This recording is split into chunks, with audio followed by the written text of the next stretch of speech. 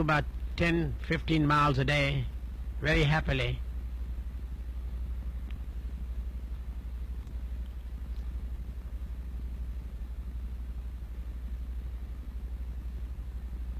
Hunza is very fertile and so is Nagar, but Nagar has more water and Hunza hasn't got the water.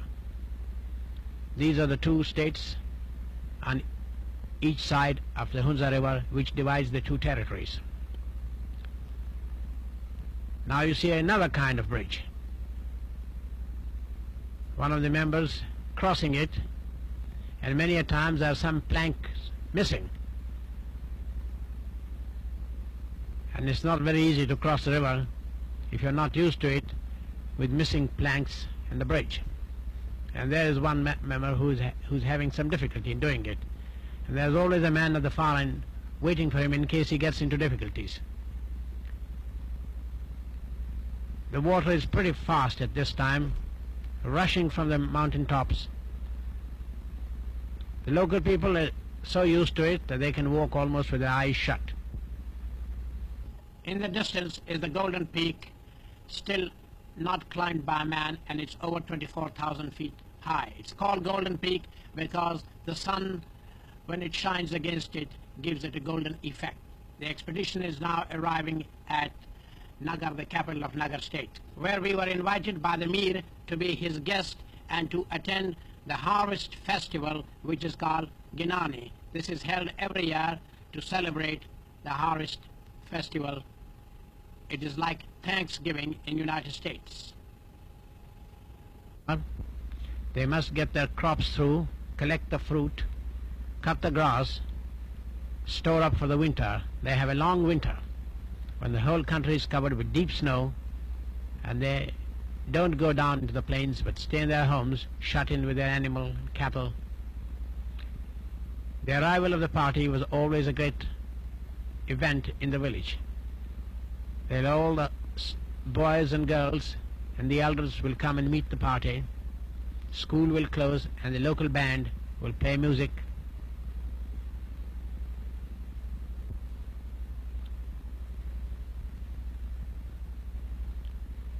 In the distance, the flag represents the 5 valleys which are in the state. This is the Mir himself, a very fine horseman, a first-class gentleman, and a great sportsman, and a most hospitable host.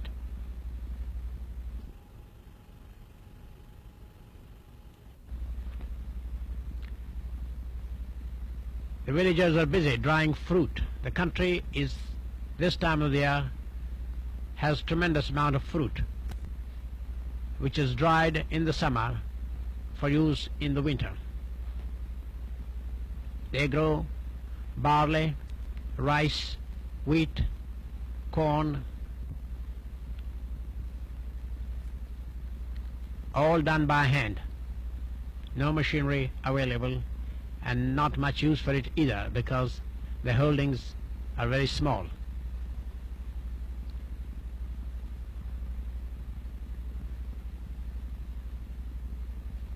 It's a pretty slow process,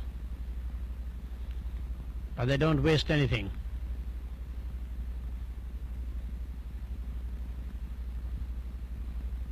This is the way land has been farmed for thousands and thousands and thousands of years from the dawn of history. And you see this in most parts of the world.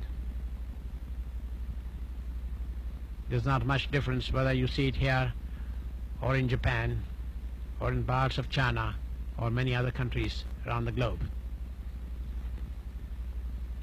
The cattle is rather small.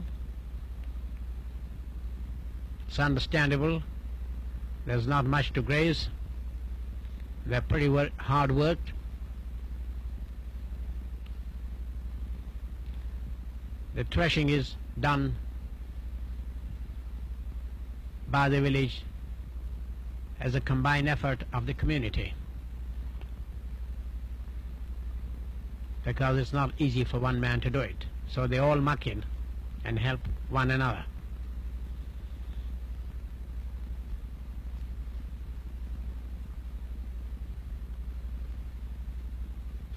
Everything is used, either by the man or by the animals or as a fuel. Nothing is wasted. And they can't afford to waste anything with the small amount of land that is available.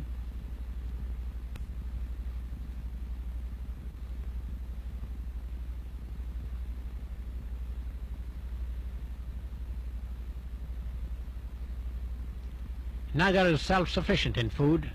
In fact, they have a little bit of surplus which they sell across the river to people in Hunza who do not grow enough food for themselves and have to rely on supplies from Nagar. There's tremendous amount of fruit grown in this area: apples, apricots, plums, grapes, figs, almonds, walnuts, cherries. And if you get hungry, you just stop, shake the tree, and have a good meal and walk off. No one will charge you, and everyone is welcome to an orchard to help himself when he's hungry. This is the way it's been done.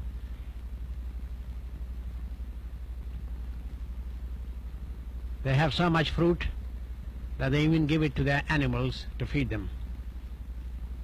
What they can't eat, they store up for the winter, which they must do. But it's delicious fruit. And you find fruit trees all along the roads, everywhere.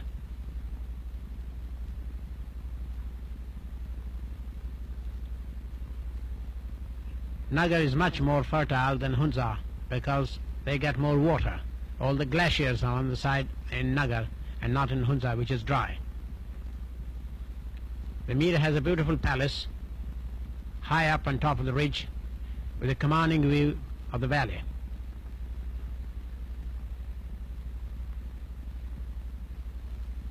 They don't have any professional fruit pickers. All that you do is make one or two boys to climb the tree and shake it hard, and the rest are busy collecting it. While they're collecting, they're also helping themselves, eating it, so that Mama won't have to cook anything.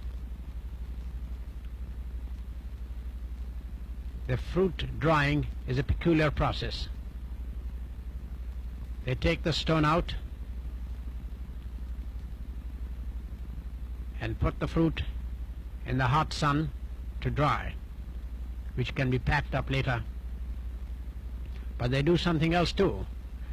They take the stone, break it, and take the kernel out and put it back in the fruit so that you can swallow the fruit without any difficulty, any danger of swallowing the stone.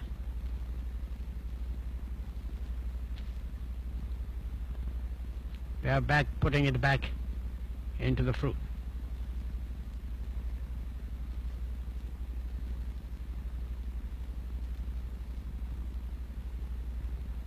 Apricots mostly, but delicious.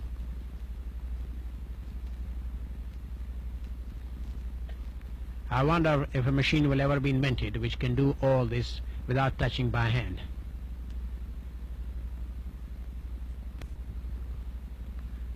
This will get the juice out.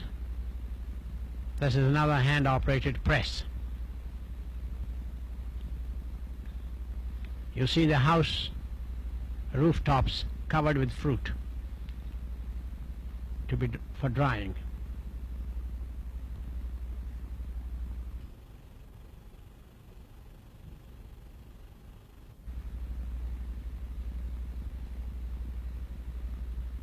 The village workshop is pretty mobile. The man will come and put it down outside the village, operate for a day or two, and then move elsewhere where there's work for him.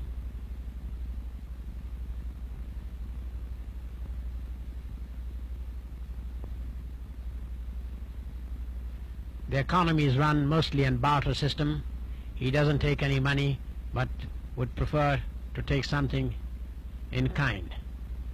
And here's a hair comb being made using toes and fingers.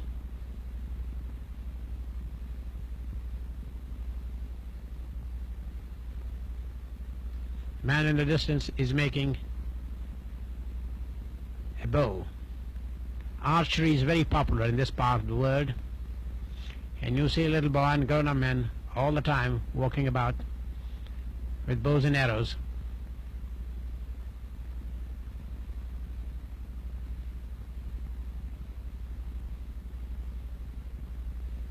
I wonder if many people will recognize what this man has. There's a pitchfork.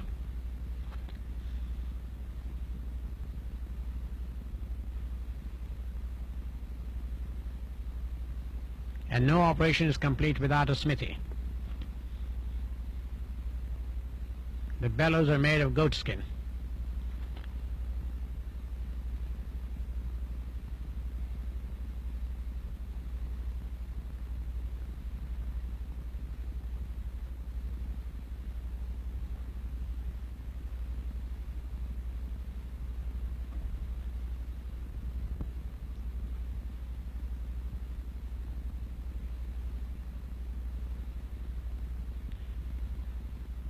The weaver is a pretty busy man at this time of the year. He has to make blankets,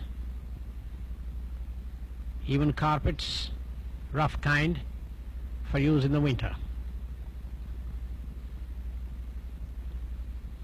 He even has some patterns and designs, sometimes from magazines from the United States and other countries. And they don't make a bad job of it either.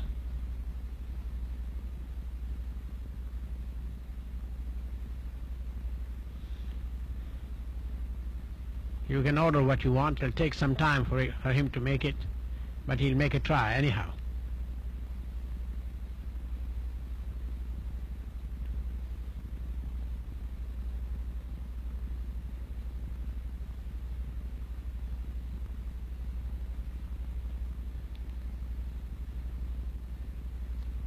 There's a lot of wool available, as they have plenty of sheep, goat, yaks in this part of the world.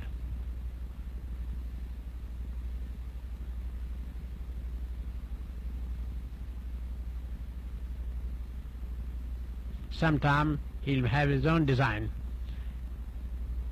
copying some animal or tree or something he has seen or taken fancy to. The shoe-making industry is very much a one-man affair.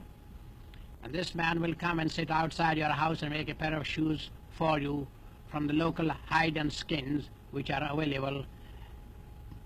It doesn't take very long to get a pair of shoes made according to the size and design required. It doesn't charge much either for it. In most cases, it's a system which prevails.